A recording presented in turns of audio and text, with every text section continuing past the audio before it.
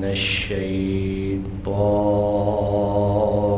اللعين الرجيم. بسم الله الرحمن الرحيم. الحمد لله الذي لا يبلغ مدحته القائلون ولا يحصي نعماءه العادون ولا يؤدي حقه المجتهدون الذي لا يدركه بعد الهمم ولا يناله غوث الفتن الذي ليس لصفته حد محدود ولا نعت موجود ولا أجل ممدود فطر الخلائق بقدرته ونشر الرياح برحمته وودد بالصخور ميادان أرضه. أول الدين معرفة الجبار ثم الصلاة والسلام على السيد المكي المدني الهاشمي القرشي الأبتهي سيدنا ومولانا شفيع ذنوبنا والطبيب قلوبنا أبي القاسم محمد اللهم صل على وعلى أهل بيته الطيبين الطاهرين المعصومين المظلومين لا سيما بقية الله الأعظم إمام زماننا هذا روحي وأرواح العالمين لتراب مقدمه الفداء عجل الله تعالى فرجه الشريف واللعنة الله على أعدائهم أجمعين من يوم عداوتهم إلى يوم الدين. أما بعد فقد قال الله تبارك وتعالى في كتابه المجيد وفي فرقانه الحميد وقوله الحق. بسم الله الرحمن الرحيم. وإذ ابتلى إبراهيم ربه بكلمات فأتمهن قال إني جاعلك للناس إماما قال ومن ذريتي قال لا ينال عهدي الظالمين. صلوات.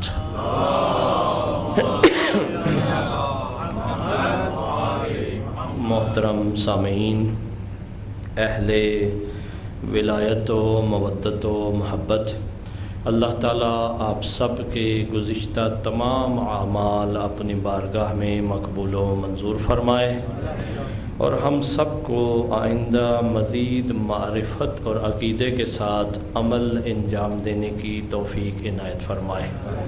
اور اسی طرح میں شکر گزار ہوں کیونکہ آج آخری مجلس ہے میری، اور میں یہاں کی انتظامیہ خاص طور سے محمد بھائی، اسی طرح زیدی صاحب اور دوسرے احباب جن کے نام بعض کے مجھے یاد ہیں بعض کے یاد نہیں ہیں، اور آپ سب دوست جو یہاں تشریف لائے اور مجھ جیسے ایک طالب علم کے لیے آپ نے وقت نکالا اور آپ نے سنا اور آپ نے ثواب حاصل کیا. میری بھی اس میں انشاءاللہ نجات ہوگی، آپ کی بھی نجات ہوگی، اور ہم سب سے اہل بیت علیہ السلام اور خداوند عالم راضی ہوں گے.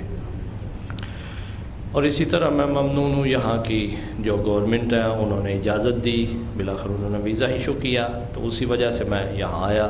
اور اسی طرح جہاں بھی دوستوں نے جو خدمت انجام دی حسینیہ کی اور اسی طرح دوسرے مسائل میں، سب کا میں شکر گزار ہوں اور سب کے لیے دعا گو ہوں کہ خداوند عالم سب کو اپنی حفظ و امان میں رکھے اور سب کی وہ نیک تمنائیں جو ان کے دل میں ہیں، ان کی فیملیز کے دل میں ہیں، ان کی بہنوں کے دل میں، ان کی ماؤں کے دل میں ہیں، ان کے اگر زوجات ہیں ان کے دل میں ہیں، اگر بچوں کے دل میں ہیں، سب کی تمنائیں اہل بیت کی عظمت کے صدقے میں خداوند عالم پوری فرمائے. اور اس سب دعاؤں کا جو مجموعہ ہے، سب دعاؤں کا جو محور ہے، وہ حضرت حجت سلام اللہ علیہ کا وجود ہے۔ خداوند عالم اللہم صلی علی محمد و آل محمد وعجل، خداوند عالم حجت کے ظہور میں تعجیل فرمائے اور ہمیں امام کے مطیعین میں، امام کے غلاموں میں، امام کے انصار میں شریک فرمائے۔ بلند آواز میں درود پڑھیں اہل بیت کی ذات پہ تاکہ اپنا آغاز کروں۔ صلی اللہ مولانا کی صحت و سلامتی کے لیے صلوات۔ اللہم صلی علی محمد و آل محمد وعجل فرجہ۔ اللہ آپ سب کو سلامت رکھے۔ معرفت امامت اور عصر حاضر کے تقاضے، اس سلسلے میں آج آخری اور 11ویں گفتگو ہے۔ آج میں نے اس کو کلوز بھی کرنا ہے اور وہ جو پیچھے چیزیں رہ گئی ہوں گی ان کے بارے میں بھی آپ کو عرض کرنا ہے، اور آخری جو ذمہ داری امامت کی میں نے آپ کی خدمت میں عرض کی تھی اس کے بارے میں کچھ معروضات آپ کی خدمت میں عرض کرنے ہیں۔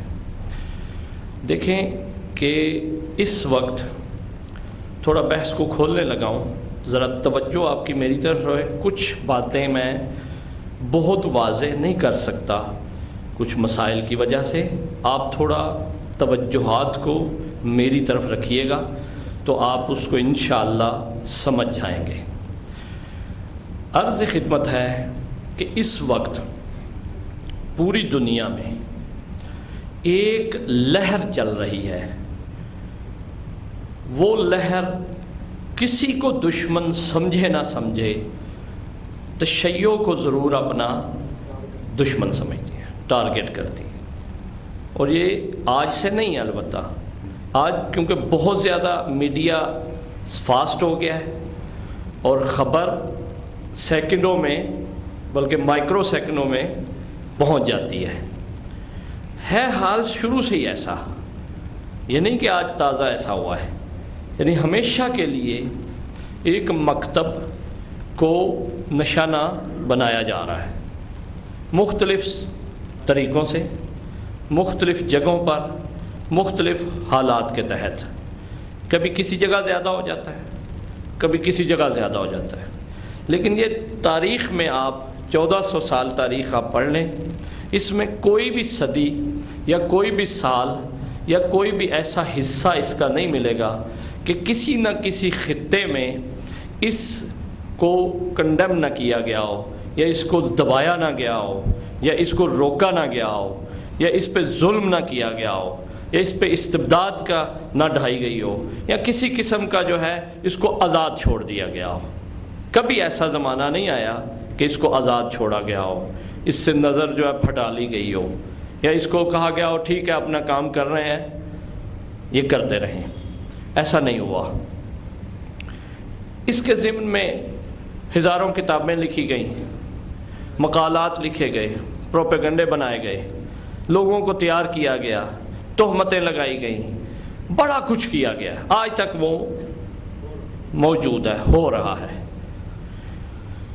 یہ بھی ساتھ وہ بھی اسی طرح جو ہے وہ دشمنی میں یہاں حد تک لوگ پہنچ گئے کہ وہ تہمتیں جو واقعی کافر اور مشرک پہ بھی نہیں لگائی جاتی وہ بھی لگائی گئی، حتیٰ کہ یہاں تک کیا گیا کہ ایک عبادت کو، ایک غمناک شب کو ایک بری نسبت تک جو ہے وہ دیا گئی۔ یعنی حد ہوتی ہے نا انسان کی ایک کہ کہاں تک وہ جاتا ہے۔ اس طرف سے عظیم عبادت اور مغموم ترین قلوب کا مجموعہ، یعنی شام غریبہ، مغموم ترین، شاید پہلی محرم کو یہ حالت نہ ہو مومن کی، دوسری کو بھی نہ ہو، جو اس وقت حالت ہوتی ہے قلوب المومنین کی، شاید پورا سال وہ حالت نہ ہو۔ اس پاکیزہ ترین حالت کو میں سمجھتا ہوں وہ اس سے زیادہ پاکیزہ اور اس سے زیادہ مثلا روحانی بنیادوں پہ بلند ترین جو ہے وہ حالت پورے سال میں انسان کے اوپر نہیں آتی۔ وہ حالت جو ہے اس حالت میں مومنین کے اوپر پھر بھی ایک ایسی اسی بالکل اسی طاقت کی اسی پستی کی تہمت جو ہے وہ لگائی جاتی ہے۔ پھر اسی طرح اور عجیب و غریب ہر معاشرے کے لیے ایک اس طرح کی بات، جس طرح کے معاشرے کے لوگ ہیں نا اسی طرح کی باتیں آگے کی گئی ہیں۔ پھر مناظرے کیے گئے، بحثیں کی گئیں، قتل دی مسائل، فتوے، یہ وہ سب کچھ آپ کے ذہن میں ہے۔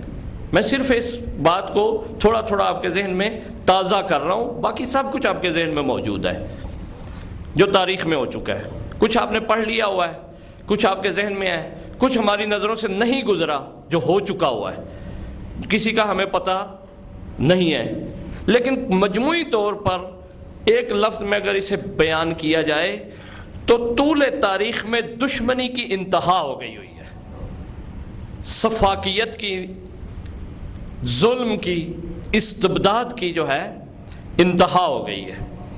لیکن اس کے برعکس جتنا ظلم، جتنی تہمت، جتنے استبداد جس قدر دبایا جانا ہے اس قدر اس مکتب نے رشد اور ترقی کی ہے، اور تاریخ نے اسے ثابت کیا ہے۔ جہاں جتنا دبایا گیا ہے اتنا ہی وہاں یہ ایک خون کے فوارے کی طرح، خون کے فوارے کی کیا صفت ہوتی ہے؟ فوارے کی صفت ہوتی ہے نکلنا اچھل کے، اور خون کی صفت ہوتی ہے اس کو پھیل دینا اور آنکھوں کو خیرہ کر دینا۔ یہ اسی طرح مکتب جو ہے وہ پھلا پھیلا اور پھولا ہے کہ اس نے ایک تو دبایا نہیں گیا، جس قدر دبایا گیا اس قدر اس میں رنگ پیدا ہوا ہے، اس قدر جوش پیدا ہوا ہے، اس قدر اس میں شوق و اشتیاق پیدا ہوا ہے۔ اور اسی طرح جس قدر اس کو بے رنگ کیا گیا تھا، کم رنگ دکھایا گیا تھا، اس کو تذلیل کی کوشش کی گئی تھی ناکام، اسی قدر اس کا رنگ جو ہے وہ واضح ہوا ہے۔ اور جب بھی کوئی دیکھتا ہے اس مکتب کو، اس کی حقیقت کو خاص طور پہ دیکھتا ہے تو اس کی آنکھیں خیرہ کی خیرہ رہ جاتی ہیں، حیران کی حیران رہ جاتی ہیں۔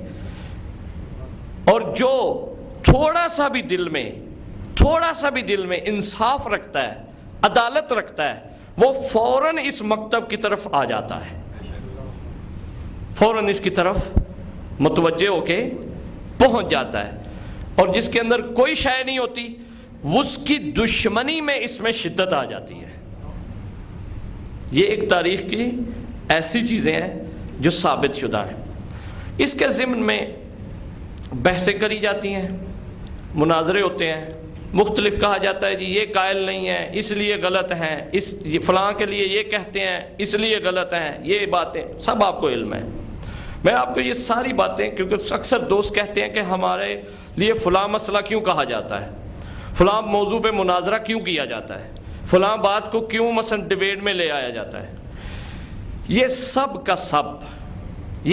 کا سب ظاہر ہے، باطن اور حقیقت کچھ اور ہے۔ اصل میں بات تھی کہ حقیقت جو ہے اور وہ جو بنیادی باتیں ہیں ہر ذہن جو ہے اس تک نہیں پہنچ سکتا تھا، ہر ذہن وہاں تک نہیں پہنچ سکتا تھا۔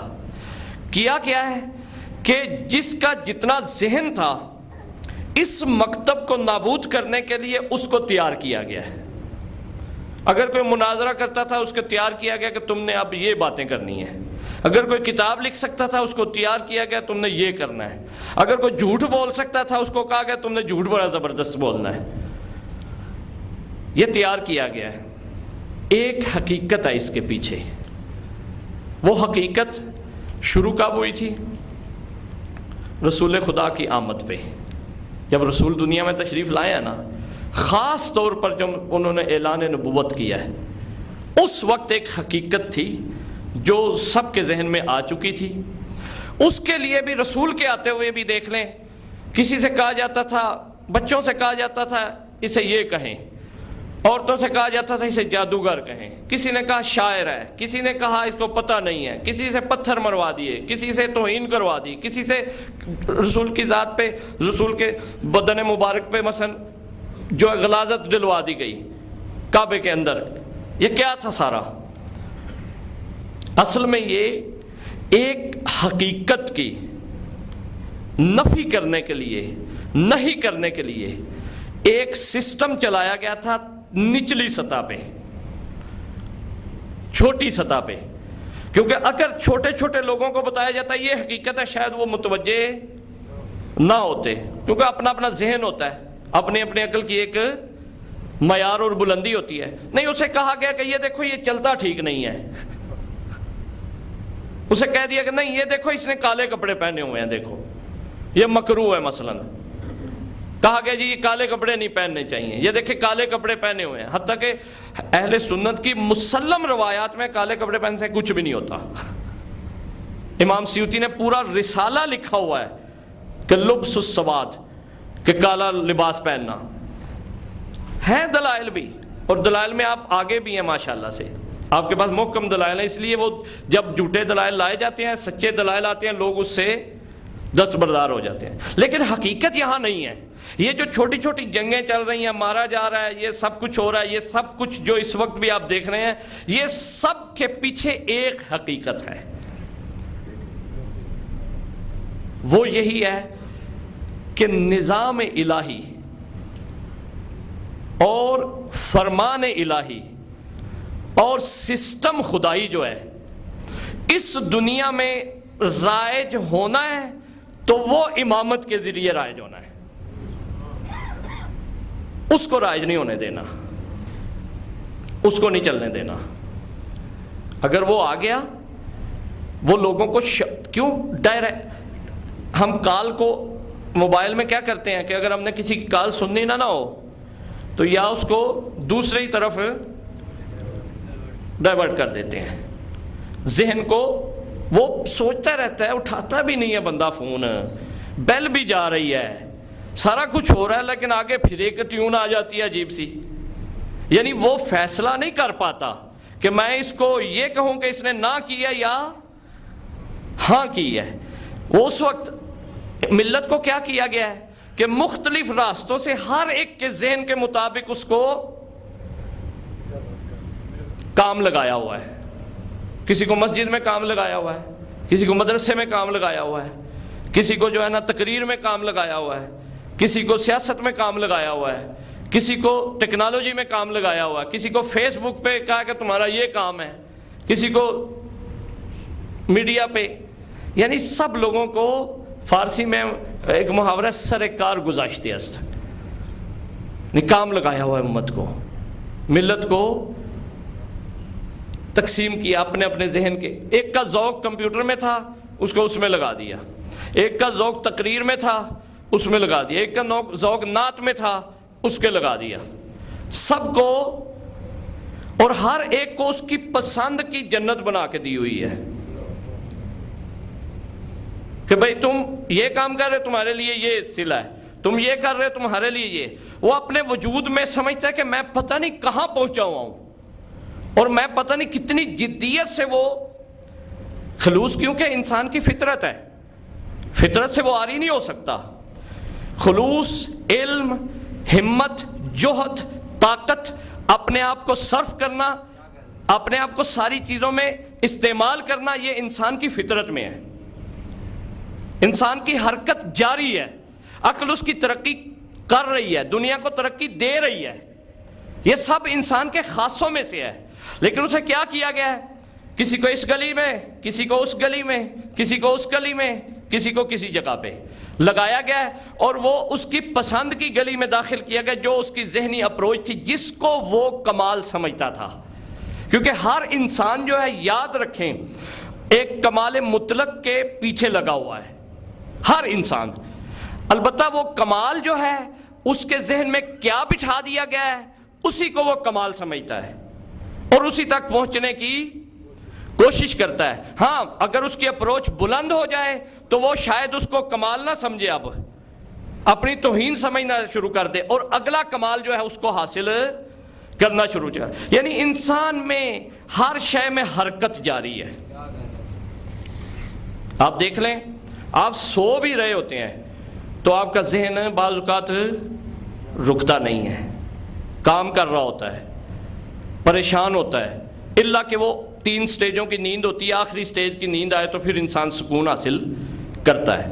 ورنہ نماز میں دیکھ لیں کہ شروع میں قصد کرتا ہے کہ میں نے اب کوئی شے نہیں سوچنی، آخری سجدہ جب ختم کرتا ہے اسے پتہ نہیں چلتا ہے کہ میں کہاں تھا، یعنی ذہن اس کا رکنے والی شے نہیں ہے، انسان رکتا نہیں ہے۔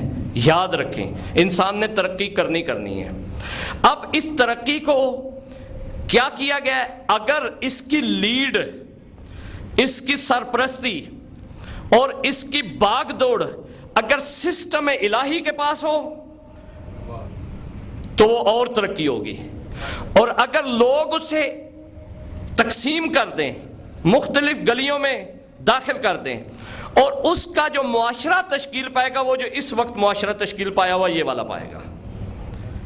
حرکت وہ کرتا رہے گا، ترقی وہ کرتا رہے گا، سفر وہ کرتا رہے گا، ہمت وہ کرتا رہے گا، ایجادات وہ کرتا رہے گا، لیکن سب کی سب آخر میں جا کے جیسے ایک بند گلی میں پہنچ جاتا ہے، وہ رک جائے گا، جا کے کہے گا آگے کیا کرنا ہے میں نے۔ آج آپ دیکھ لیں انسان ذہنی طور پر بند گلی میں پہنچا ہوا ہے، اتنی ترقی ہو رہی ہے، بندہ کہتا ہے کہ کب تک، کہاں تک، اور کیا ہوگا، لیکن اس کے باوجود انسان جو ہے وہ ترقی نہیں کر رہا، بشر ترقی کر رہے ہیں۔ بشر اور چیز ہے، انسان اور چیز ہے۔ یہ میں قرآن سے آپ کو عرض کرتا ہوں، انا بشر مثلکم، کہ میں تمہاری طرح بشر ہوں، ان الانسان لفی خسر، کہ انسان کیا ہے؟ خسارے میں ہے۔ انسان کی ترقی کس میں ہے؟ ان الانسان لفی خسر الا الذین آمنوا وعملوا الصالحات وتواصوا بالحق وتواصوا بالصبر۔ یہ 4 چیزوں میں انسان کی ترقی ہے، ایمان، عمل، حق کی تلقین، حق پہ عمل اور صبر۔ ایسا ہی ہے، انسان اس میں ترقی کرتا ہے۔ بشر کس میں ترقی کرتا ہے؟ بشر کا جب بھی لفظ آئے قرآن میں یا حدیث میں، یہ لکھ لیں اپنے دل پہ کہ جب بھی بشر کا لفظ آئے تو سمجھ لیں مراد جسم ہے، فزیکل سچویشن۔ انا بشرم مثلکم، یعنی میں تمہاری طرح ظاہراً جسم رکھتا ہوں، یعنی میری بھی آنکھیں ہیں، میرے بھی ناک ہے، میرا بھی سر ہے، یعنی تمام اعضاء ہیں، میں بھی کھاتا ہوں پیتا ہوں، میرے بھی جو بشری تقاضے ہیں ظاہری طور پہ بعض، وہ میرے پاس بھی، مثلا سونا، مثلا جاگنا، یعنی بچپن سے بڑا ہونا، قد نکالنا، ٹھیک ہے یا نہیں، یا بخار کا ہونا، یا اسی طرح بہت ساری چیزیں۔ یہی ہے کہ یہ کس طرف اشارہ ہے؟ جسم کی طرف۔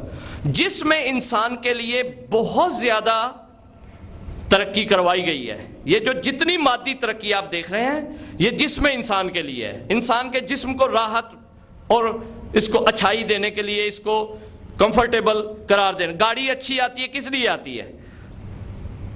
زیادہ سہولیات آتی ہے کس لیے آتے ہیں؟ 5 اسٹار ہوٹل میں آپ جاتے ہیں، کیوں جاتے ہیں؟ وہ اس لیے کہ وہاں پہ جسمانی راحت آپ کو زیادہ ہوتی ہے، اور ثابت یہ کیا جاتا ہے کہ انسان کو روحانی جو فیسیلٹی ہم دے رہے ہیں اللہ کہ وہ اس کو نہیں مل رہی ہوتی، جسمانی مل رہی ہوتی ہے۔ آپ دیکھ لیں 5 اسٹار ہوٹلوں والے اکثر رات سو نہیں سکتے، گولیاں کھا کے سوتے ہیں وہ، کیونکہ ان کے پاس 100 مسائل اور بڑے ہوتے ہیں۔ لہذا اب اس کو میں نتیجے پہ آنے لگا ہوں کہ سب نظام جو بنائے گئے ہیں، سب جو سمجھے کہ چیزوں کو مکس کر دیا گیا ہے، سب چیزوں کو گم گشتہ کر دیا گیا ہے، انسان گم ہوا ہے، انسان مشکل میں پڑا ہوا ہے، انسان سب کچھ ہوتے ہوئے، ہر نعمت اس کی دسترس میں ہے، تمام چیزیں ہوتے ہوئے پھر مطمئن نہیں ہے، غیر مطمئن ہے۔ چاہے کسی صنف میں آپ لے لیں، کسی جگہ آپ لے لیں، اگر کوئی رئیس ہے وہ بھی مطمئن نہیں ہے، اگر کوئی نوکر ہے وہ بھی اپنی جگہ، اگر ویسٹ کے لوگ ہیں وہ بھی مطمئن نہیں ہیں، ایسٹ کے لوگ ہیں وہ بھی مطمئن نہیں ہے۔ اس کی وجہ کیا ہے کہ نظام ایک ایسا حاکم کر دیا گیا دنیا پہ کہ جس نظام کی وجہ سے انسان کی تمام طاقتیں، تمام توانائیاں، تمام صلاحیتیں جو بہت زیادہ تھی، جو تمام مخلوقات سے زیادہ تھیں، وہ سب کی سب ضائع ہوتی ہوئی نظر آ رہی ہیں۔ سب کی سب بہت کم ریٹ میں انسان اس سے استفادہ کر رہا ہے۔ کہتے ہیں نا کہ ریٹ ہم دیتے ہیں کسی بھی شے کو، بہت یقین کریے گا اس وقت انسان جو استفادہ کر رہا ہے انسانی صلاحیتوں سے، عقل انسانی سے، وہ اس وقت بہت زیادہ لو ریٹ پہ جو ہے نا استفادہ کر رہا ہے۔ کیوں؟ اس کی کیا وجہ ہے؟ آپ کہیں گے کیسے لو ریٹ پہ کر رہا ہے، اتنا لوگ ہو رہے ہیں؟ نہیں، اس کی دلیل یہ ہے کہ انسان پہلے سے آسودہ نہیں ہے، پہلے سے مطمئن نہیں ہے، پہلے سے جو ہے اپنے آپ کو زیادہ اچھا تصور نہیں کرتا، بلکہ کیا سمجھتا ہے مال آ گیا ہے، دنیا آ گئی ہے، ٹیکنالوجی آ گئی ہے، ہر سہولت زیادہ ہو گئی ہے، اس کے باوجود وہ ایک دن اتنا تنگ آ جاتا ہے اپنے فون وون سب کچھ بند کر کے سائڈ پہ کر کے کہتا ہے میں جنگل میں چلا جاؤں، کہتا سب کچھ چھوڑ دوں۔ پھر اسے خیال آتا ہے کہ میں نے بڑی محنت سے بنایا ہوا ہے، ترقی کی ہے، ایک ایک تنکا کر کے، تو کیسے اس کو چھوڑ کے چلا جاؤں۔ تو اب یہ دیکھیے کہ یہ سب کچھ کیوں ہے؟ یہ ایک الہی نظام نہ ہونے کی وجہ سے ہے۔ کائنات میں اس وقت، دنیا میں اس وقت کون سا نظام ہے؟ غیر الہی نظام ہے، غیر الہی سسٹم ہے۔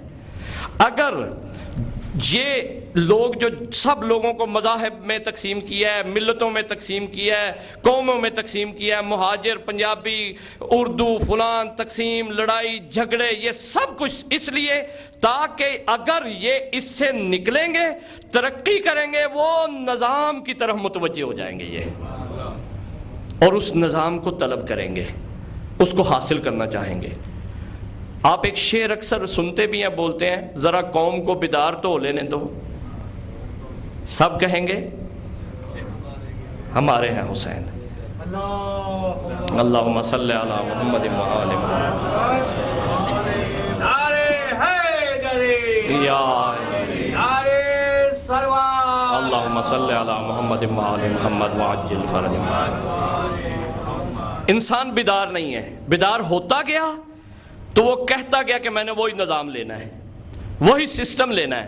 لہٰذا اس پوری گفتگو سے میں یہ ثابت کرنا چاہتا تھا کہ یہ جو کچھ ہو رہا ہے یہ اصل نہیں ہے، یہ صرف اپنے ذہن کے مطابق جس کی جو ذہن ست تھی اس پہ رکھ کے اسے لڑایا جا رہا ہے، اسے استعمال کیا جا رہا ہے، لیکن اصل جو ہدف ہے وہ یہ ہے کہ ایک نظام الہی جو نظام امامت اور ولایت ہے اس سے غافل کر دیا جائے، لوگوں کو اس کو پیچھے ہٹا دیا جائے، ان کو شعور نہ آئے، یہ سمجھے کہ یہ اپنے بھی سمجھے، مثلا آپ باہر چھوڑ دیں، آپ اپنے ادھر آ جائیں، مثلا جب ولایت کا نام آئے تو وہ کہیں جی کہ بس نعرہ لگانا ولایت ہے، حب علی ولایت ہے، بس یہاں تک رک جائیں، حتیٰ کہ ایسا نہیں ہے۔ نعرہ علی کا سلام اللہ علیہ کا، اور کتاب کیمبرج کی، فکر اس کی، سیاست اس کی، تعلیمات اس کی، تربیت اس کی، کون تربیت کر رہا ہے ہمارے سسٹم کی؟ ٹی وی، بالی ووڈ، ہالی ووڈ، کہاں سے آ رہا ہے یہ سسٹم سارا؟ وہیں سے، نعرہ علی کے نام کا، اور کام، فیشن، چلن، ملن جلن، شادی بیاہ، بولنا چالنا، کتابیں، بستے، ٹائٹل، کارٹون، یہ کہاں سے آ رہے ہیں؟ ادھر سے۔ یہ ولایت ہے، یہ نظام امامت ہے، مشغول اپنے ساتھ کیا ہوا انہوں نے ہمیں، اور یہاں کیونکہ ہماری نجات ہے، اور یہی ایک شعاع ہے کہ جس دل میں یہ چمک اٹھی،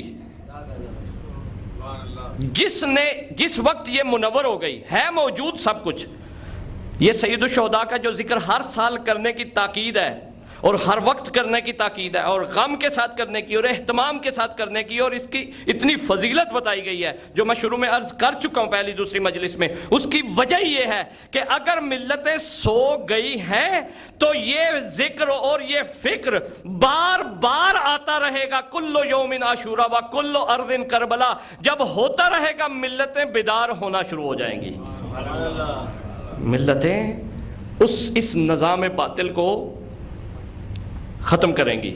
لہذا میں اس حدیث کے جو چند جملے آگے ہیں وہ آپ کی خدمت میں ضرور پڑھوں گا، کیونکہ آج آخری دن ہے۔ امام کے بارے میں امام فرماتے ہیں الامام، کیونکہ ایک نظام ہے امامت، ایک نعرے والی تقریر نہیں ہے امامت، ایک سسٹم ہے۔ اس سسٹم کو وجودی اعتبار سے، اس کے فرد کے اعتبار سے ملت نے ظلم کر کے پردہ غیبت میں رکھایا ہوا ہے۔ اس کا جو رئیس ہے، اس کا جو مصداق ہے، جو اس کو چلانے والا سسٹم کو ملتوں نے کیا کر کے؟ ظلم کر کے۔ خدا نے غائب نہیں کیا حضرت حجت کو، خدا کبھی بھی نہیں چاہتا کہ میری حجت روئے زمین پر نہ رہے۔ یہ ظلم کیا ہے خود انسان نے اپنے حق میں، البتہ کچھ جو ہے دانستہ اور کچھ غیر دانستہ۔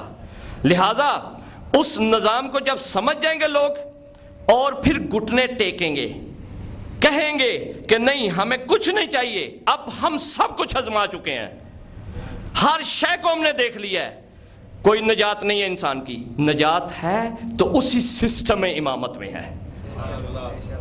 لہٰذا عزیزان امام کیا فرماتے ہیں؟ الامام بدر المنیر، امام چمکتا ہوا۔ بدر کسے کہتے ہیں؟ چاند، 14ویں کا چاند کو، روشن 14ویں کا چاند ہے۔ 14ویں کا چاند کیا کیا کرتا ہے آپ اس سے آپ اندازہ لگا لیں امام نے کیوں تشبیہ دی ہے۔ راستے دکھاتا ہے، مسائل حل کرتا ہے، بدر المنیر۔ والسراج الظاہر، دکھانے والا چراغ۔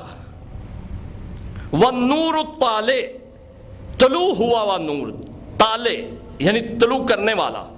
والنجم الہادی فی الغیابات، کہ ظلمانی ہواؤں میں تمام ظلمتیں جب چھا جائیں تو اس میں جو ہدایت کا ستارہ ہے وہ امام کی ذات ہے۔ الدجا والدلیل علی الہدی، اور ہدایت کی طرف راستہ ہے۔ والمنجی من الردا، اور ہر قسم میں نجات دینے والا ہر مشکل میں۔ یہ دیکھیں ایک ایک اس کا جملہ، خدا کی قسم یہ بات نہیں ہے، صرف یہ دعویٰ نہیں ہے خالی۔ کاش ملت، میں نے پہلی مجلس میں کہا تھا، 1 سال کے لیے اس نظام کو حاکم قرار دے، تھوڑی دیر قربانی دے، لیکن یہ دے نہیں رہی ملت، دے گی نہیں جب تک کہ اپنے ہاتھوں خود قتل نہ ہو جائے، اپنا خون خود نہ کر دے۔ اپنا خون خود کب ہوتا ہے؟ کہ جب یزید بیٹھتا ہے، اس کے بعد اسی پہ تخت پہ آ کے پچھلے سارے سسٹم کا خون اپنے ہاتھوں سے وہ کرتا ہے، اس کا بیٹا کرتا ہے نا، کہتا ہے، براءت کرتا ہے کہ میں یہ سسٹم جو اب تک چل کے آیا تھا میرے باپ تک، میں اس کی براءت کرتا ہوں، اس سے نفی کرتا ہوں اور اس پہ لعنت بھیجتا ہوں۔ اس کے الفاظ ہیں یہ کہ میں اس کو قبول نہیں کرتا۔ پتہ چلا کہ اس نے، اس کے دل میں کیا ہوا تھا؟ یہ نور چمک گیا تھا کہ یہ نظام درست نہیں ہے۔ اس کے بعد مولا فرماتے ہیں الامام النار علی الیفا والحار لمن اطلع والدلیل علی فی المہالک من فارقہ فہالک۔ عجیب جملہ ہے۔ امام ایک ایسی شعلہ ور آگ ہے، آپ کہیں گے آگ کہہ دیا ہے، امام کے جملے ہیں، کیا مراد ہے اس سے؟ کہ لوگوں کو جو سردی سے بچاتی ہے اور ایسی ٹھنڈک ہے جو گرمی سے بچاتی ہے۔ یعنی مراد کیا ہے کہ لوگوں کو اگر ماحول سرد پڑ جائے، اگر لوگ بے روح ہو جائیں، لوگوں کے جسم کی سردی گرمی نہیں مراد یہاں، وہ تو سورج چاند چیزیں بنا دی گئی ہیں، وہ الگ ہے۔ کہا کہ اگر ان کے جذبات، اگر ان کے دل مردہ ہو چکے ہیں، سرد ہو چکے ہیں، تو ان دلوں میں جان ڈالنے والی امام کی شخصیت ہے۔ اور اگر کوئی بہت تیز جا رہا ہے اور وہ خوارج بننے لگا ہے اور تیز ہو گیا بہت، اور اس کی سپیڈ اتنی زیادہ ہو گئی ہے کہ وہ اپنے آپ سے باہر ہونے لگا ہے، تو اس کے لیے ٹھنڈک پیدا کرنا، اس میں حوصلہ پیدا کرنا، اس میں تسلی پیدا کرنا، یعنی گرمی کو کم کر کے اور سردی کو ختم کر کے روش تعادل پہ لے کے آنا، میزان پہ لے کے آنا امام کا کام ہے۔ اللہم صلی علی محمد و آل محمد۔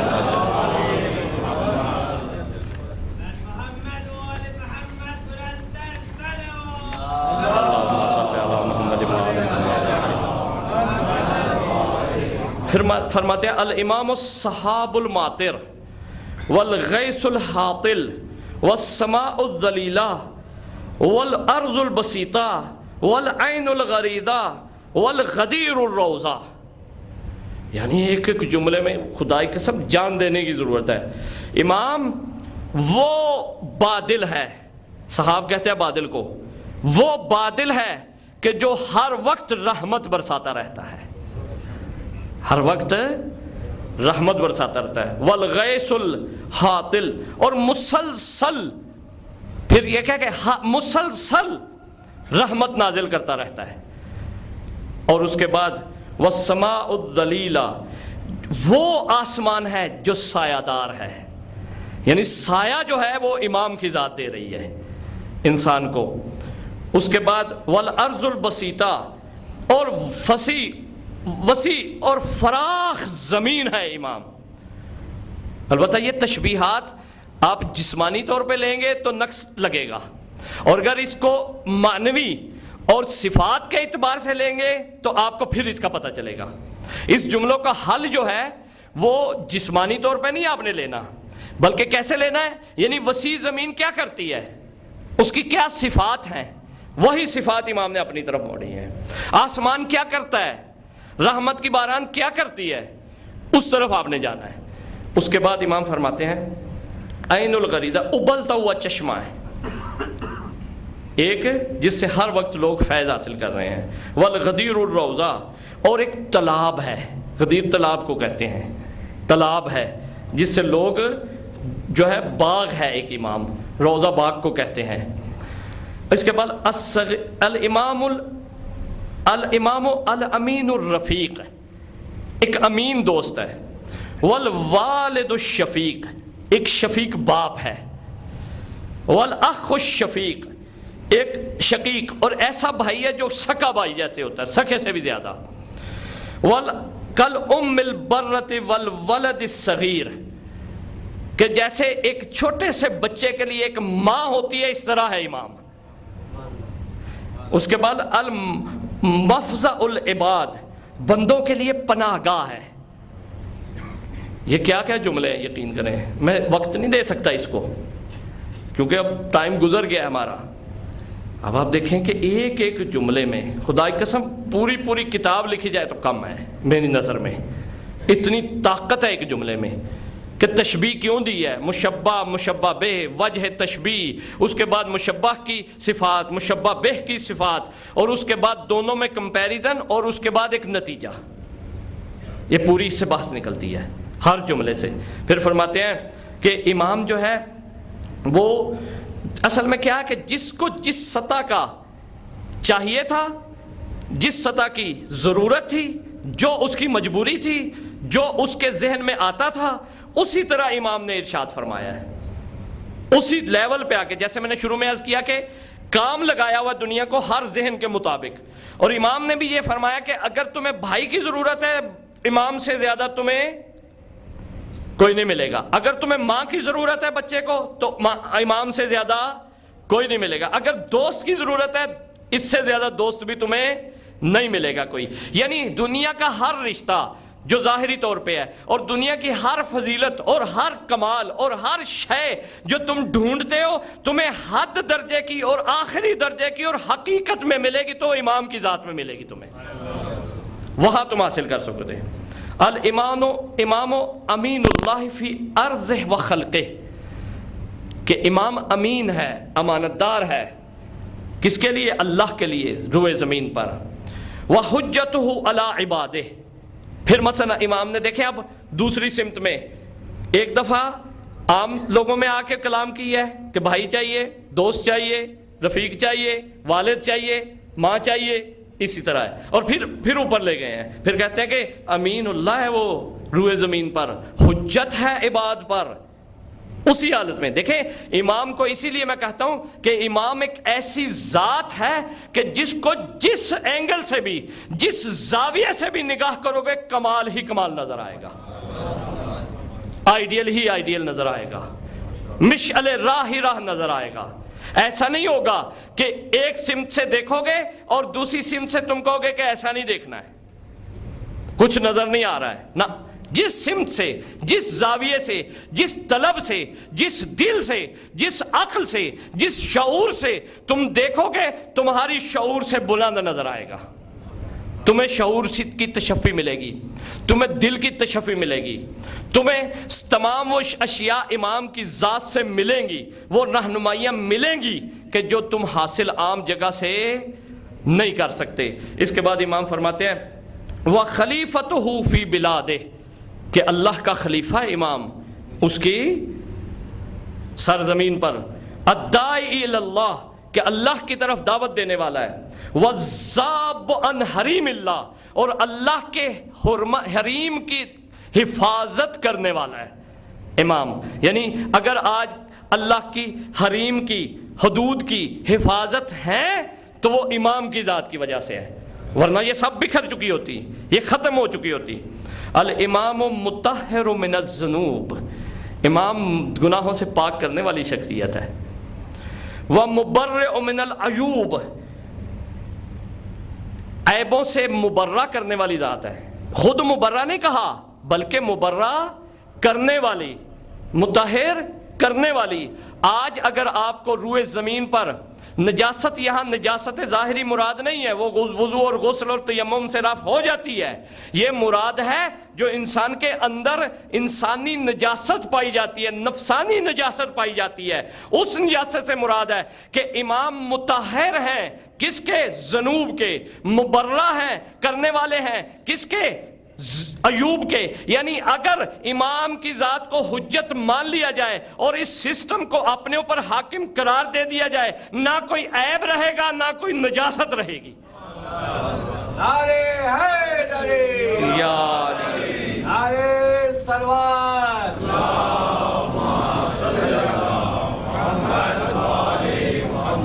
کاش امت اس کو سمجھ جاتی، کاش واقعاً یہ سب بنا بنایا امت کو خدا نے دیا تھا. امت نے واقعاً کفران نعمت کیا ہے، حقیقتاً کفران نعمت کیا ہے. اس کے بعد کیا ہے؟ مخصوص بالعلم، کہ امام مخصوص ہے علم کے ساتھ، یعنی علم خاص ہے امام کا. پھر موسوم بالحلم، امام موسوم ہے، یعنی اسم ہے امام کا حلم کے ساتھ. یہ ہر صفت کو ہم نے بھی اپنانے کی کوشش کرنی ہے کہ ہم نے اپنی سطح پہ لوگوں کے لیے پاکیزگی کا سبب بننا ہے، اپنی سطح کے لیے لوگوں کے لیے عیب جو ہے چھپانے ہیں اور عیب ختم کرنے ہیں، اپنے بھی اور لوگوں کے بھی، اور لوگوں کے لیے علم کا محور بننا ہے، لوگوں کے لیے اپنے لیے جو ہے وہ علم کا باعث بننا ہے.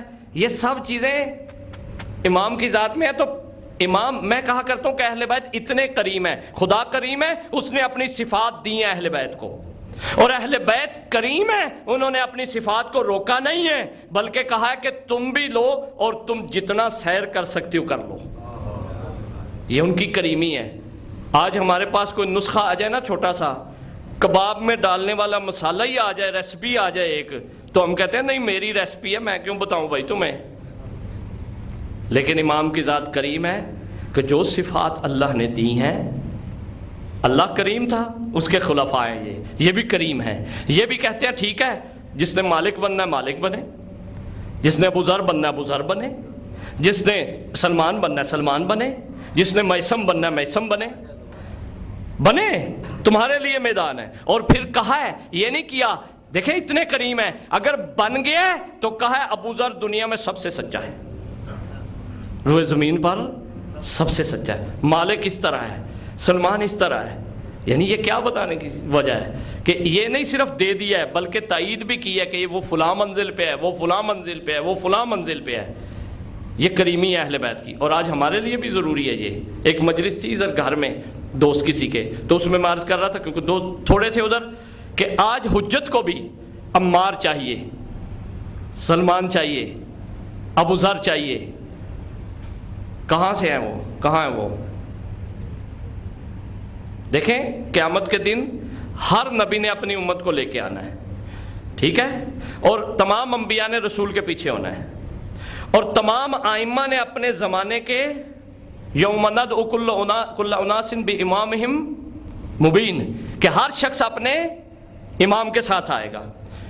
ادھر آئے علی رسول خدا، سلمان لے کے آئے ہیں، ابو ذر لے کے آئے ہیں، عمار لے کے آئے ہیں، علی آئے ہیں، کمبر لے کے آئے ہیں، مالک لے کے آئے ہیں، جندب لے کے آئے ہیں، میسم لے کے آئے ہیں، آتے ہیں حسن، حارث لے کے آئے ہیں۔ البتہ وہ حارث دشمن بھی تھا، مولا کا ایک ساتھی بھی تھا جس کے دونوں بیٹے شہید ہوئے ہیں۔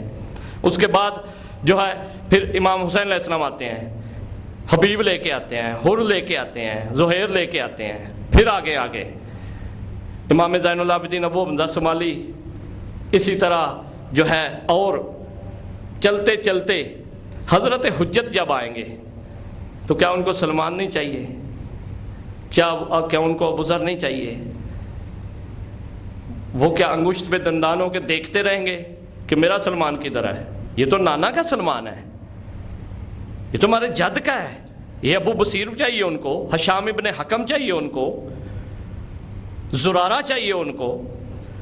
جب یہ ہو جائیں گے، اور وہ تعداد وہاں پہ اتنی تھی تو وہاں قیام نہیں ہوا تھا جتنی تعداد آپ پڑھ چکے ہیں۔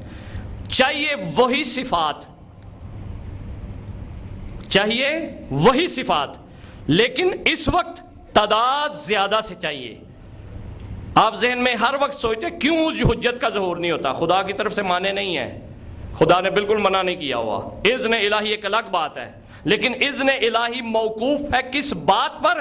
کہ جب عمار جمع ہو جائیں گے، ابو ذر جمع ہو جائیں گے، مالک جمع ہو جائیں گے، اسی طرح ابو بصیر جمع ہو جائیں گے، زرارہ جمع ہو جائیں گے، بہلول جمع ہو جائیں گے، تو اس وقت حجت کے ظہور میں دیر نہیں لگے گی، کیونکہ سب کچھ تیار ہوگا، سب کچھ آمادہ ہوگا، کچھ باقی نہیں رہے گا۔ لہٰذا ہمیں چیلنج صرف جنت کا نہیں ہے کہ ہم نے صرف جنت میں جانا ہے۔ ہم بعض اوقات یہ بھی سوچیں چلے باہر سائڈ پہ بھی جگہ مل گئی تو خیر ہی ہے۔ ہمیں جنت کا مسئلہ نہیں ہونا چاہیے۔ جنت مومن کے قدموں کی خاک ہے، جنت کچھ بھی نہیں ہے مومن کے لیے، یہ ذہن میں رکھ لیں۔ اور یہ بھی ذہن میں رکھ لیں، میں پچھلے سال بھی یہ جملہ بول چکا ہوں کہ شیعہ تو اہل البیت جہنم میں نہیں جا سکتا، لیکن شیعہ بننا جو ہے وہ بڑا مشکل ہے۔ شیعہ بننا ہنر ہے، یہ ایک الگ بات ہے۔ وہ کیسے بنے گا؟ شیعہ کون تھا؟ ابو ذر تھا۔ شیعہ کون تھا؟ مالک تھا۔ مالک کی کیا ہمت ہے کہ 18 مہینے جنگ کر کے اپنی پوری محنت کو ایک علی کے باواسطہ، واسطے کے ساتھ کال آیا تھا نا علی کا، ڈائریکٹ تو نہیں علی نے فرمایا تھا، آ کے تو نہیں کہا تھا مالک سے جنگ روک دو، خود تو نہیں کہا تھا، ایک واسطے کے ساتھ پیغام بھیجا تھا۔ واسطے کے ساتھ علی کا پیغام آتا ہے تو مالک اپنی پوری محنت کو ختم کر کے علی کے پاس آ جاتے ہیں۔ لہٰذا یہ طاقت چاہیے ہمیں امامت کے امر کو سنبھالنے کے لیے، اپنے سینے میں لینے کے لیے، اپنے دل پہ نافذ کرنے کے لیے اپنے آپ کو فنا کرنا پڑتا ہے۔ جس نے اپنے آپ کو فنا کر دیا امامت کے لیے، اسے ہمیشہ کے لیے بقا مل جائے گی، اور وہ کبھی بھی دنیا اس کو بھولے گی نہیں، وہ معروف ہو جائے گا۔ جس کو کوئی بھی نہیں جانتا تھا، کون جانتا تھا جون کو؟ کون جانتا تھا زہیر کو؟ کس کو پتا تھا؟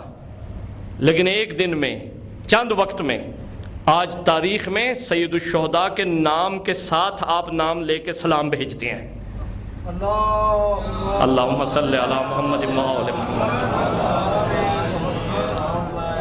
پھر امام فرماتے ہیں نظام الدین، نظام دین کا امام، عز المسلمین و غیظ المنافقین و بوار الکافرین، کہ امام دین کا نظام ہے، مسلمانوں کی عزت ہے، منافقین پہ غیظ اور غضب ہے، اور کافروں کی تباہی ہے۔ کافر تباہ نہیں ہو رہے کیونکہ یہ نظام نہیں ہے، منافقین پہ غیظ نہیں آ رہا کیونکہ یہ نظام نہیں ہے، مسلمانوں کو عزت نہیں مل رہی کیونکہ یہ نظام نہیں ہے۔ اس کے بعد فرماتے ہیں الامام واحد الدہر لا یدانہ احد، یہ بڑا جملہ ہے واقعا کہ دہر میں بھی ایک ہوتا ہے زمان، زمان جب ختم ہو جائے، جہاں زمان کا کنسیپٹ نہیں آپ کر سکتے عالم ملکوت میں، وہاں زمان و مکان نہ ہو، اس کو کہتے ہیں دہر۔ فرماتے ہیں الامام واحد الدہر، کہ امام دہر میں بھی ایک ہے، لا یدان احد، کہ کوئی اکیلا بھی امام کی جو ہے ہمسری نہیں کر سکتا۔ ولا، ایک جملہ میں نے ارشاد فرمایا لیس کمثلہ شیء ولا شریک لہ، میں نے بولا تھا اور اس کی میں نے تھوڑی توضیح دی تھی، یہ جملہ یہاں سے ہے کہ اس کے کوئی مثل نہیں ہے، اس کو کوئی پانے والا نہیں، اس تک پہنچنے والا نہیں۔ پھر فرماتے ہیں ولا یوجد لہ بدل، اس کا کوئی بدل نہیں، ولا لہ مثل، یہ وہ جملہ خود آ گیا، اس کا کوئی مثل نہیں ہے، مثل ولا نظیر، اس کا کوئی نظیر نہیں، مخصوص بفضل کل من غیر طلب منہ والاکتساب بل اختصاص من المفضل الوہاب۔ ہر ایک جملہ خدا کی قسم، فمن ذا یبلغ معرفت الامام او کنہ صفتہ، امام فرماتے ہیں کہ اس کا جو فضل ہے وہ بغیر کسی کسب کیے ہوئے ہے اور بغیر کسی تمنا کے ہے، یعنی امام نے یہ تمنا نہیں کی کہ مجھے یہ فضل ملے، نہ اللہ نے تمنا کی ہے کہ اس کو یہ میں فضل دوں، اور اللہ نے وہ فضیلت دی ہے۔ اور اس کے بعد امام فرماتے ہیں کہ پھر کون ہے کہ کسی کی عقل، کسی کا شعور، کسی کی دید امام تک پہنچ سکے؟ کون ہے جو اس کی حقیقت کو جان سکے؟ کون ہے کہ جو اس کی معرفت کو پہنچ سکے؟ ہیہات ہیہات ذلت العقول وتہاتت الحلوم وحارت الالباب، کہ ہیہات ہیہات آپ یعنی کہ بعید ہے، بعید ہے، دور ہے، کیا کہ عقلیں گمراہ ہیں، لوگوں کی یادداشت ختم ہے اور عقلیں حیران ہیں۔ وہ حضرت الخطباء و قلت الشعراء، نہ شعر کہنے والے پورے اتر سکتے ہیں، نہ خطباء پورے اتر سکتے ہیں۔ وہ عجزت الادباء، اور ادیب بھی عاجز ہیں۔ جس طرح نہج البلاغہ کے پہلے خطبے میں، جو میں روز آپ کی خدمت میں تلاوت شروع میں کرتا ہوں، آپ بھی پڑھ لیں، جس میں علی علیہ السلام نے فرمایا ہے کہ اللہ کی صفت کو نہ کوئی پہنچ سکتا ہے، نہ بیان کر سکتا ہے، نہ سمجھ سکتا ہے، نہ درک کر سکتا ہے، نہ کچھ اسے حاصل ہو سکتا ہے اس حقیقت تک۔ یہی اس طرف اشارہ ہے کہ اسی طرح امام کی ذات ہے، جس طرح تم خدا کی حقیقت تک نہیں پہنچ سکتے، اسی طرح تم امام کی حقیقت تک بھی نہیں پہنچ سکتے۔ وَأَيَّتِ الْبُلَغَاء وَحَمَتِ الْعُلَمَاء، علماء بھی رک جاتے ہیں، سب کچھ رک جاتا ہے، پھر امام کا سفر شروع ہوتا ہے، امامت کا سفر شروع ہوتا ہے۔ البتہ یہ حدیث باقی ہے کیونکہ وقت کی دامن میں گنجائش نہیں ہے، لہذا عزیزان محترم یہ ایک نظام ہے۔ ہمارے لیے ہوم ورک کیا ہے کہ اس نظام کو کائنات میں رائج کرنا۔ آپ کہیں گے میں کیسے کر سکتا ہوں؟ دو طریقے ہیں۔ جو یہ صفات ائمہ کی موجود ہیں، آہستہ آہستہ اس پہ عمل کرنا شروع کریں اپنی زندگی میں۔ ہم 1 2 4 5 10 20 جتنی صفات پر عمل کریں گے، عمل کرنے سے مراد یہ نہیں کہ جبراً عمل کریں، نہیں، اپنی جبلت اور فطرت میں حلم پیدا کریں، اپنی جبلت اور فطرت میں علم پیدا کریں۔ یعنی یہ ساری چیزیں کب ہوتی ہیں کہ جب آپ اپنے آپ سے جیسے محبت کرتے ہیں نا، اپنے آپ سے، آپ کی اپنی محبت کتنی ہے؟ آپ کہتے ہیں میں بتا نہیں سکتا، دنیا میں کسی شے سے اتنی محبت نہیں ہے جس طرح، میں یہ اسی طرح سمجھا سکتا ہوں، جس طرح آپ کو اپنے آپ سے محبت ہے، لگاؤ ہے، بچاؤ کرنے کا آپ طریقہ کرتے ہیں، فکر مند ہیں، سب کچھ ہیں، اسی طرح اگر ان صفات کو آپ اپنے اندر لے آئے، ہم سب لے آئے، تو سمجھے کہ ہم نے امامت کے نظام کو اس چھوٹی سی کائنات میں رائج کر دیا ہے۔ پہلے کہاں رائج کرنا ہے؟ اپنے اوپر، اپنی اس کائنات پہ۔ جب یہ رائج کیا تو خود ایک نظام بن جاؤ گے۔ جب نظام بن جاؤ گے تو بہت سے لوگ جب اسی قد و قامت اور اسی صفات کے حامل ہوں گے تو وہ ایک ستون بن جائیں گے، اور ستون جو ہے اس پہ پھر ساری شے کھڑی ہو جائے گی۔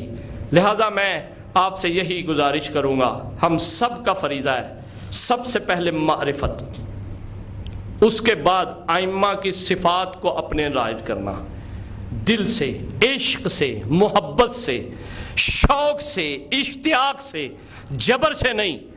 جبر والی نہ نمازیں پڑھا کریں، جبر والی نہ دعائیں پڑھا کریں۔ ہاں شروع میں ممکن ہے سنگین ہو، بھاری ہو، تھوڑا سا بچوں کو بتائیں، لیکن سب سے زیادہ معرفت دیں اپنے ماؤں بہنوں کے لیے، کیونکہ پورے عشرے میں میں نے ان سے خطاب نہیں کیا۔ ایک جملہ عرض کرنا چاہتا ہوں، انہوں نے امامت سے کیا لینا ہے، ان کے لیے کیا پیغام ہے۔ امام فرماتے ہیں کہ کسی خاتون کے لیے سب سے بڑا جو کریڈٹ ہے دنیا میں وہ یہ ہے کہ جس طرح ہماری جدہ نے 11 امام دیے امت کو، کیا دیا ہے؟ 11 امام دیے ہیں، اور اپنے شوہر امام کی حفاظت کی ہے، کیونکہ علی کے بھی سہارا زہرا تھیں، بلکہ رسول کا بھی سہارا زہرا تھیں۔ امام فرماتے ہیں کہ کسی کا یہ ظاہری تغموں کا لے لینا، آیت اللہ جوادی عملی کا قول ہے کہ کسی یہ ظاہری شیلڈ لے لینا، سند لے لینا، ڈگری لے لینا، یہ عورت کا کمال نہیں ہے۔ پوسٹ پہ لگ جانا عورت کا کمال نہیں ہے۔ اس کی دلیل یہ ہے کہ سب سے بڑی پوسٹ نبوت ہو، رسالت ہو، اور اس سے بڑی امامت ہے۔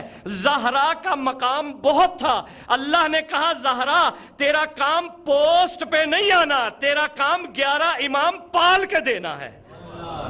اللہم صلی آج خواتین اس کو مت کہیں کہ میں نے فلاں پوسٹ حاصل کر لی ہے، پوسٹ کی کوئی اہمیت نہیں عورت کے لیے، اسی لیے پیچھے رکھا ہے کہ تمہارا یہ مت سوچنا کہ تمہارے لیے امامت یا مثلا تمہارے لیے حکومت یا تمہارے لیے قضاوت، ایک شبہ آتا ہے، یہاں ٹائم نہیں میں بیان کروں کہ اسلام نے کیا مذہب رکھا ہے، عورت کو اور مرد کو جدا کر دیا ہے اور کہا ہے کہ عورت یہ نہیں کر سکتی، یہ نہیں کر سکتی، یہ نہیں نا، عورت کو کہا ہے کہ تم قاضی نہیں بن سکتی لیکن تم قاضی دو دنیا کو سالے۔ اسی لیے فرماتے ہیں امام کہ عورت کا امامت پہ عمل کرنا یہ ہے کہ جس طرح ہماری جدہ نے کیا تھا، لیکن ہم نے کیا کرنا ہے کیونکہ ہم تو امام نہیں ہیں۔ فاطمہ زہرا سلام اللہ علیہا تو علواً کبیرہ، اللہم صلی علی محمد وآل محمد وعجل فرجہ، بہت بلند ذات ہے۔ ہم نے کیا کرنا ہے؟ ہم نے یہ کرنا ہے کہ اپنے جتنے بچے ہوں معاشرے میں، مولا فرماتے ہیں کہ صالح اور پرہیزگار اور ہمارے مددگار بچے فراہم کرنا، افراد فراہم کرنا عورت کا فریضہ ہے۔ یہ اس کے لیے ٹائٹل ہے، یہ اس کے لیے تغمہ ہے، کیونکہ قیامت کے دن جب ہماری مائیں بہنیں جائیں گی تو اس وقت جو ہے وہ اللہ نہیں پوچھے گا کہ کون سی پوسٹ نبھا کے آ رہی ہو، یہ پوچھے گا اور اس پہ اللہ فخر کرے گا اس پہ کہ یہ میری زہرا کی کنیز آ رہی ہے، یہ زینب کی کنیز آ رہی ہے، اس نے معاشرے کو اتنے علماء دیے ہیں، اس نے معاشرے کو اتنے صالح افراد دیے ہیں، اس نے معاشرے کو اتنے مطیع امام دیے ہیں۔ اس لیے خواتین کے لیے جاب کرنا یا یہ کسب و کام کرنا کمال نہیں ہے، بلکہ ان کے لیے کمال جو ہے تحصیل علم کے بعد، چاہے وہ علم دوسرا ہو ظاہری، چاہے وہ علم جو ہے علو کبیرہ بلند علم ہو، علم الہی ہو، وہ حاصل کر کے معاشرے کو ایسے افراد دینے جو نظام امامت کو معاشرے میں قائم کر دیں۔ لہذا عزیزان محترم، یہی وجہ ہے کہ کربلا میں ایسی مائیں موجود تھیں۔ کربلا کے دو پارٹ ہیں، دو حصے ہیں۔ ایک حصہ جو کل سے شروع ہوا ہے، ایک حصہ جو انہی کی محنت سے پہلے تھا، یعنی سارا دن شب عاشور سے لے کر، البتہ پچھلی باتوں کو اگر ہم تھوڑی دیر کے لیے نظر انداز بھی کر دیں تو خاص طور پہ شب عاشور سے لے کر مولا کی شہادت تک یقین مانیں یہ جتنے بھی افراد شہید ہوئے ہیں، جس میں سے غیر معصوم بھی تھے، جس میں نو مسلم تھے، جس میں ایسے افراد تھے کہ جن کی معرفت ایک دفعہ بکھر گئی تھی، حر، ایسے بھی افراد تھے۔ حسین نے سب کو شامل کر کے بتایا ہے کہ کوئی گناہگار نہ سمجھے کہ میں حسین سے نہیں مل سکتا، میں حسین کے لشکر میں نہیں آ سکتا، کوئی نو مسلم نہ سمجھے، کوئی کم علم نہ سمجھے، کوئی رنگ و پوست ہو، گوشت ہو، اس کے فرق کو مت سمجھے، یہ سمجھ لینا کہ جو بھی دروازے پہ آ جائے گا میں اسے قبول کروں گا۔ اور یہ مائیں تھیں جنہوں نے بچے تربیت کیے تھے، اور اتنی ہمت تھی۔ عزادارو، آج کا دن جو مخصوص ہے نا، زینب کی زندگی میں سخت دنوں میں سے ایک دن ہے یہ۔ عزادارو، جب علی آئے تھے نا کوفے میں حکومت کے وقت، تو بعد میں امام حسن کو کہا تھا بیٹا حسن جاؤ زینب و کلثوم کو مدینے سے کوفے لے آؤ۔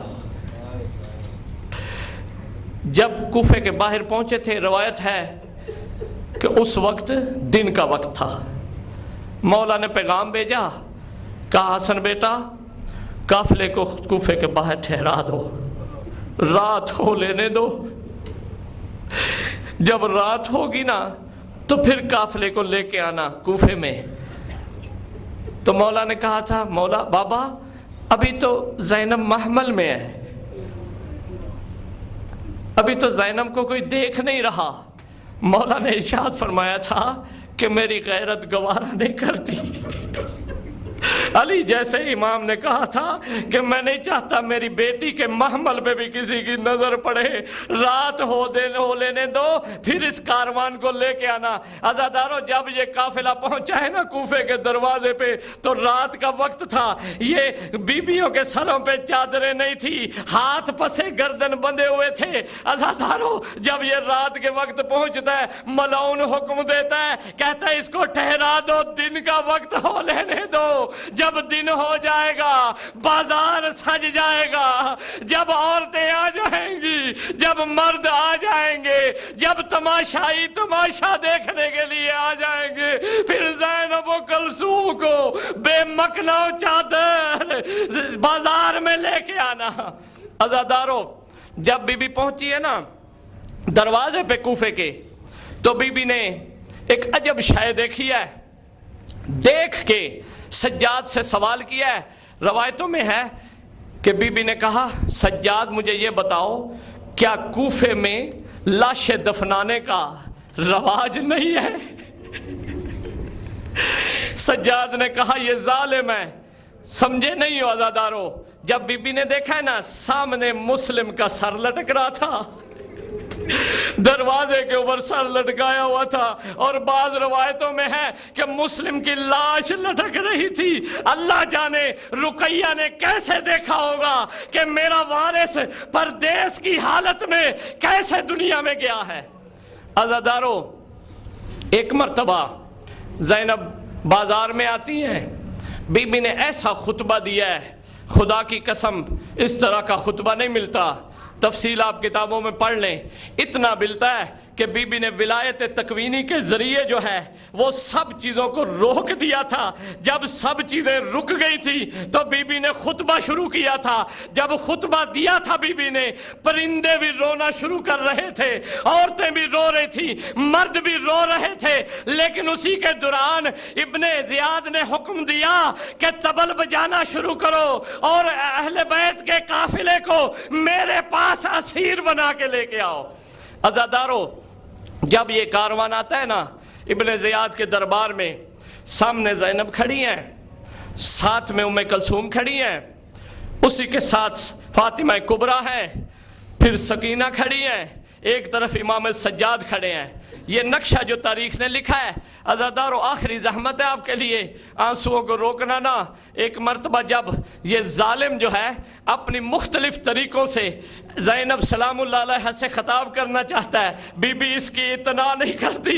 ایک مرتبہ اپنا خطبہ شروع کرتی ہے. جب خطبہ شروع کرتی ہے، خطبہ جب انتہا تک پہنچتا ہے، یہ ظالم اپنے تخت کے نیچے، اپنے تخت کے نیچے ہاتھ ڈال کے ایک تخت نکالتا ہے، اس کے اوپر کپڑا ہے، کپڑے کو ہٹاتا ہے. 4 سال کی سکینہ دیکھ رہی ہے، زینب دیکھ رہی ہے، جس میں حسین کا سر ہے، فاطمہ کا گہن لگا ہوا چاند ہے.